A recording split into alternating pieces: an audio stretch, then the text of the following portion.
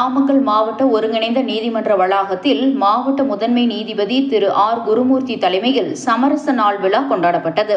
இதில் விழிப்புணர்வு பிரச்சார வாகனம் தொடங்கி வைக்கப்பட்டு துண்டு பிரசுரங்கள் வழங்கப்பட்டன.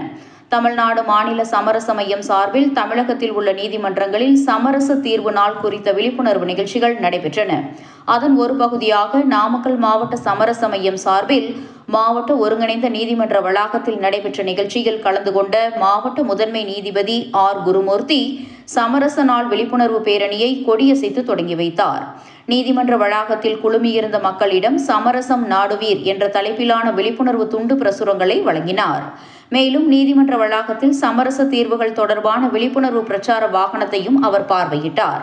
இந்த பேரணியானது நாமக்கல் மாவட்ட ஒருங்கிணைந்த நீதிமன்ற வளாகத்தில் தொடங்கி திருச்செங்கோடு சாலை, மாவட்ட ஆட்சியர் அலுவலகம், மாவட்ட காவல் கண்காணிப்பாளர் அலுவலகம் வழியாக சென்று மீண்டும் நீதிமன்ற வளாகத்தில் நிறைவடைந்தது.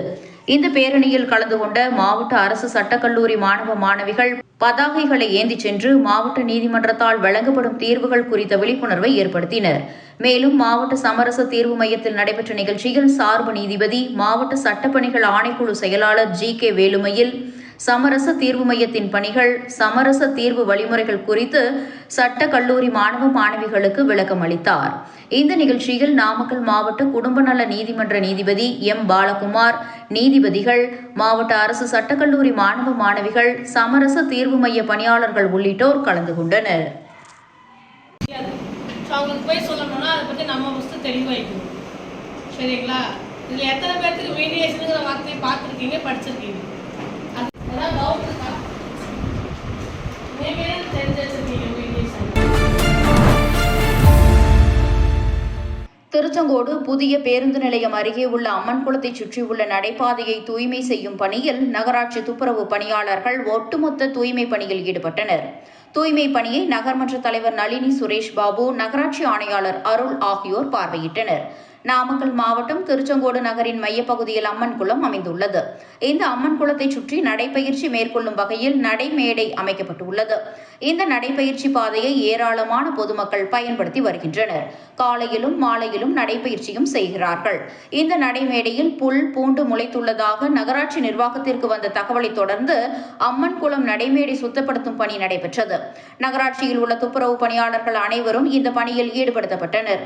திருச்செங்கோடு நகர்மன்ற தலைவர் நளினி சுரேஷ் பாபு மற்றும் திருச்செங்கோடு நகராட்சி ஆணையாளர் அருள் ஆகியோர் இந்த துப்புரவு பணிகளை ஆய்வு செய்தனர். திருச்செங்கோடு நகர்மன்ற தலைவர் நளினி சுரேஷ் பாபு தானும் துப்புரவு கருவிகளை கொண்டு நடைபாதையை சுத்தம் செய்தார். சுமார் 3.5 கிலோமீட்டர் தூரம் உள்ள இந்த பாதையை நகராட்சி பணியாளர்கள் சுத்தம் செய்ய உள்ளனர். திருச்செங்கோடு நகர்மன்ற தலைவரிடம் நடைபாதையின் ஒரு பகுதி வேலி சேதமடைந்துள்ளதாகவும், அதனை பயன்படுத்தி சட்டவிரோதமாக நடைபாதையில் பலர் அமர்ந்து நடைபயிற்சி செய்பவர்களுக்கு இடையூறு விளைவிப்பதாகவும் இந்த பகுதி மக்கள் புகார் தெரிவித்தனர். இதனையடுத்து சேதமடைந்த வேலியை சீர் செய்யவும், அந்த பகுதியில் இரவு காவலர்களை அமர்த்தவும் நகர்மன்ற தலைவர் நளினி சுரேஷ் பாபு உத்தரவிட்டார். ஆய்வின் போது நகர்மன்ற உறுப்பினர்கள் மனோன்மணி, சரவணன், முருகன், புவனேஸ்வரி, உலகநாதன், நாமக்கல் மேற்கு மாவட்ட திமுக வழக்கறிஞர் தலைவர் சுரேஷ் பாபு, நெசவாளர் அணி அமைப்பாளர் சரவணன், முருகன் ஆகியோர் உள்ளிட்ட பலரும் உடனிருந்தனர்.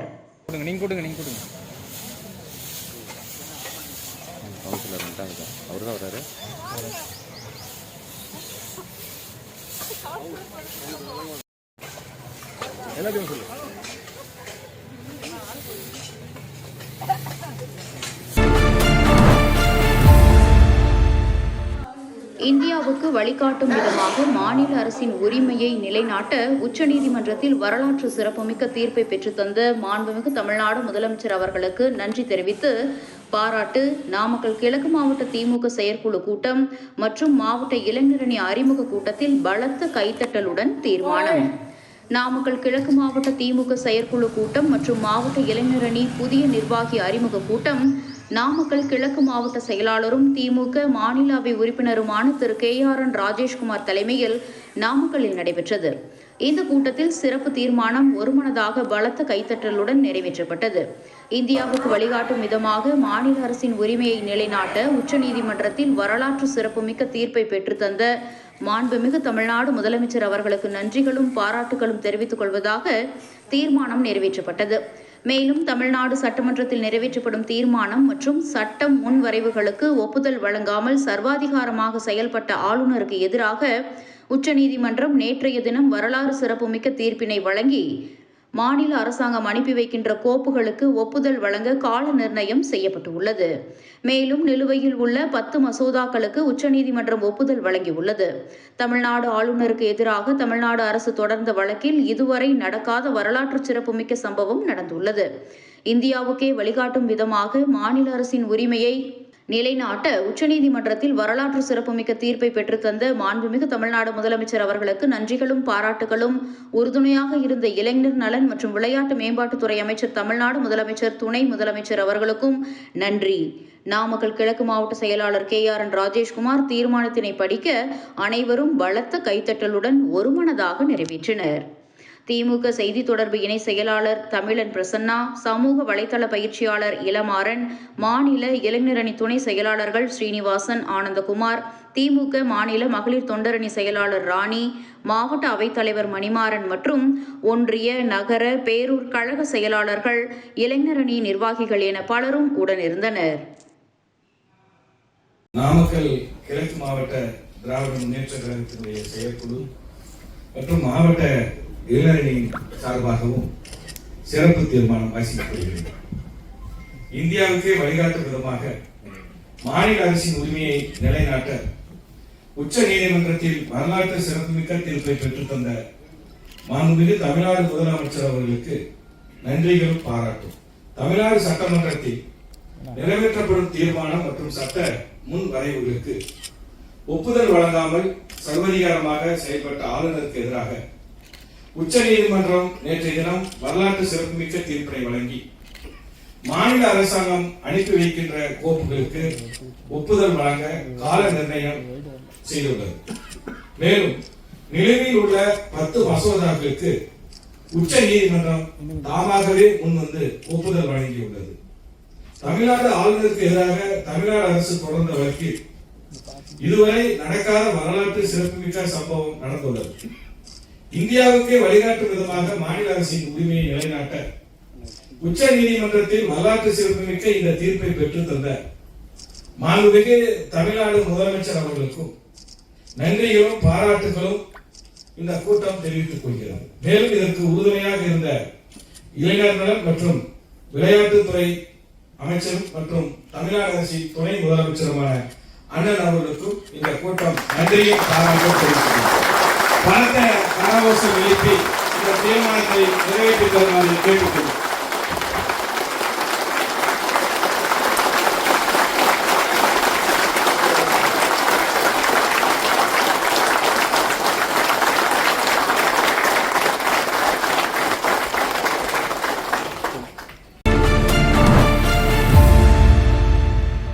மாற்றுத்திறனுடைய இளம் சிறார்களுக்கு இனிப்புகள் வழங்கி ஒருநாள் கல்வி சுற்றுலாவிற்கு மாவட்ட ஆட்சித்தலைவர் மருத்துவர் உமா வழி அனுப்பி வைத்தார்.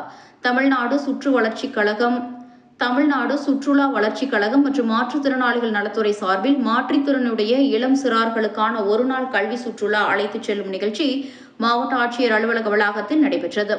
நாமக்கல் மாவட்டத்தில் மாற்றுத்திறனாளி நலத்துறையின் மூலம் செயல்பட்டு வரும் அறிவுசார் குறைபாடு உடைய, புற உலகு, சிந்தனையுற்ற மற்றும் செவித்திறன் குறைபாடு உடைய மாற்றுத்திறனாளிகளுக்கான ஆரம்பகால பயிற்சி மையத்தில் பயிலும் இளம் சிறார்கள், 6 வயது உடைய குழந்தைகளுடன் பெற்றோரும், செவிலியர், தசைப்பயிற்சி மற்றும் சிறப்பாசிரியர்களுடன் அரசின் வழிகாட்டுதலின்படி சுற்றுலாத்துறையுடன் இணைந்து ஒருநாள் கல்வி சுற்றுலா சேலம் மாவட்டம் குருமம்பட்டி உயிரியல் பூங்காவிற்கு சென்று 25 குழந்தைகள் குதூகலிக்கவும், கண்டுகளிக்கவும், ஊக்கமளிக்கும் வகையில் மாவட்ட ஆட்சித்தலைவர் மருத்துவர் உமா அவர்கள் மாற்றுத்திறனுடைய இளம் சிறார்களுக்கு இனிப்புகளை வழங்கி ஒருநாள் கல்வி சுற்றுலாவிற்கு வழியனுப்பி வைத்தார்.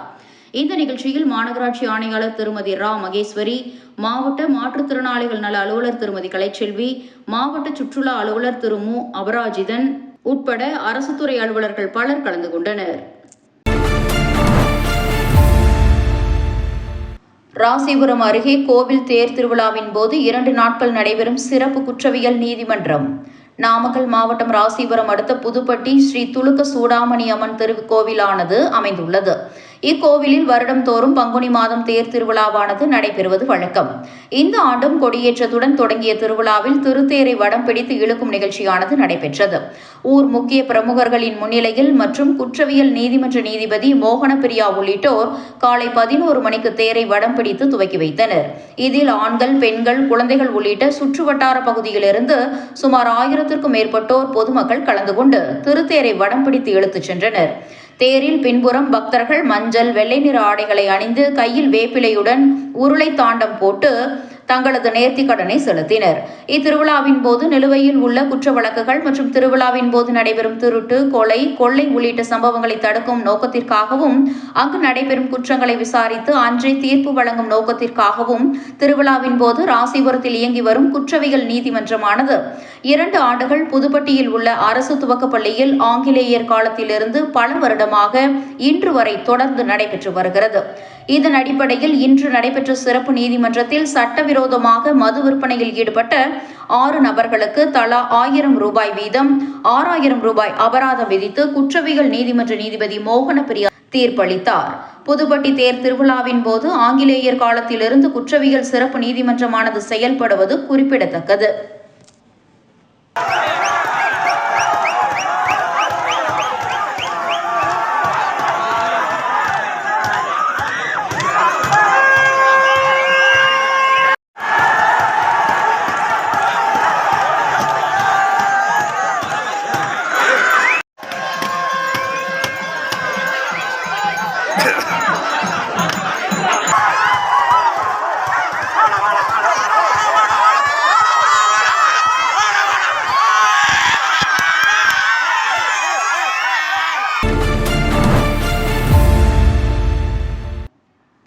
நாமக்கல் மாவட்டத்தில் உள்ள 8 தாலுகா ஆபீஸ்களில் வரும் 12ஆம் தேதி ரேஷன் கார்டுதாரர்கள் குறைதீர் முகாம் நடைபெறுகிறது. மாவட்ட ஆட்சியர் மருத்துவர் உமா வெளியிட்டுள்ள செய்திக்குறிப்பில் தெரிவித்துள்ளார். இதுகுறித்து மாவட்ட ஆட்சியர் உமா வெளியிட்டுள்ள செய்திக்குறிப்பில், நாமக்கல் மாவட்டத்தில் பொது விநியோக திட்டத்தின் மூலம் ரேஷன் கார்டுகளில் பெயர் சேர்த்தல், நீக்கல், திருத்தம், புதிய ரேஷன் கார்டு கோருதல், மொபைல் போன் எண் பதிவு மற்றும் ரேஷன் கடைகளில் செயல்பாடுகள் குறித்த புகார்களை தெரிவிக்கவும் மாதந்தோறும் பொது விநியோக திட்டத்தின் கீழ் மக்கள் குறைதீர்க்கும் முகாம் நடைபெறுகிறது. அதில் நுகர்வோர் பாதுகாப்பு சட்டத்தின்படி பொது விநியோக திட்டத்தின் சேவைகளை அனைத்து தரப்பு மக்களும் வழங்கும் வகையில் ரேஷன் கார்டில் குறைகளை நிவர்த்தி செய்யப்படுகிறது. அதன்படி நாமக்கல் மாவட்டத்தில் ரேஷன் கார்டுதாரர்கள் குறைதீர் முகாம் வரும் 12ஆம் தேதி காலை 10 மணி முதல் பகல் 1 மணி வரை நடைபெறும். நாமக்கல், ராசிபுரம், மோகனூர், சேந்தமங்கலம், கொல்லிமலை, திருச்செங்கோடு, பரமத்திவேலூர், குமாரபாளையம் ஆகிய 8 தாலுகா ஆபீஸ்களில் உள்ள வட்ட வழங்கல் பிரிவில் சம்பந்தப்பட்ட வட்ட வழங்கல் அலுவலர்கள் தலைமையில் இந்த முகாம் நடைபெறும். பொதுமக்கள் இந்த குறைதீர்க்கும் நாள் சிறப்பு முகாமில் கலந்து கொண்டு ரேஷன் கார்டுகள் பொது விநியோக திட்டம் மற்றும் நுகர்வோர் பாதுகாப்பு சட்டம் தொடர்பான தங்கள் குறைகளை தீர்வு செய்து கொள்ளலாம் என கூறப்படுகிறது.